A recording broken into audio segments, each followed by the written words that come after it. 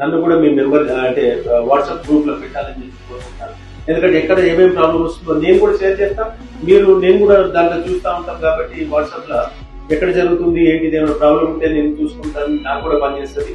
అలాగనే మేజర్ గా ఫ్రీ లెఫ్ట్లు ఏదైతే ఉన్నాయో అక్కడ ఫ్రీ లెఫ్ట్లు చేయాలని చెప్పి కోరుకుంటున్నాను. ఎందుకంటే ఫ్రీ లెఫ్ట్లు కొద్దిగా ఐడెంటిఫై చేసుకో ఎక్కడెక్కడ ఉన్నాయంటే అమ్మా, ఒకటి ఎల్లారెడ్డిగూడల అక్కడ ఒక ఫ్రీ లెఫ్ట్ అంటే అక్కడ రోడ్డు మీదనే ఒక పాత బిల్డింగ్ ఉంది.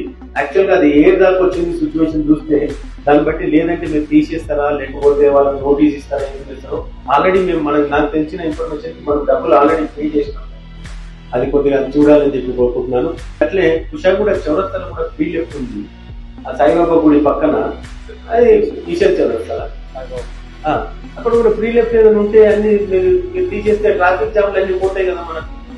నేను ముఖ్యంగా ఇప్పుడు కాపురా చెరువు ఉంది, చెరువు ఎట్లన్నా వాటర్ ఎట్లన్నా ఉండదు, కానీ ప్రెషర్ తోటి వాటర్ వస్తే కూడా ఆ కాలనీలలో కింద కాలనీలకు వచ్చేది ఇంత ముందుకు.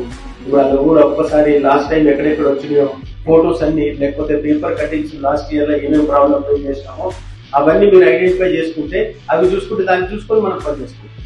ఇక వేరే ఏమైనా సమస్యలు ఉన్నా కూడా డెఫినెట్ గా మీరు అందరూ కూడా టైం టు టైం ఉంది. వర్షాకాలంలో 24 గంటలు పనిచేస్తున్నట్టు మామూలుగా అయితే చాలా మంది ఆఫీసర్లు ఫోన్లు వేస్తలేరు డీసీ గారు. నేను చెప్పాలంటే షేమ్ ఫీల్ అవుతుందండి. పని చేసుకోవాలి కదా, మీకు ఇన్ని ట్యాక్సులు పే చేసుకున్నప్పుడు వాళ్ళు ఏమైతున్నాయో చిన్న చిన్న పనులు, వాళ్ళకేం పెద్ద పనులు ఏమి లేవు, వాళ్ళకి ఓన్లీ చెట్టు కొట్టడం చిన్న చిన్నవి. అయితే చెట్టు కొట్టడం కూడా 3 డిపార్ట్మెంట్లు అయినాయి.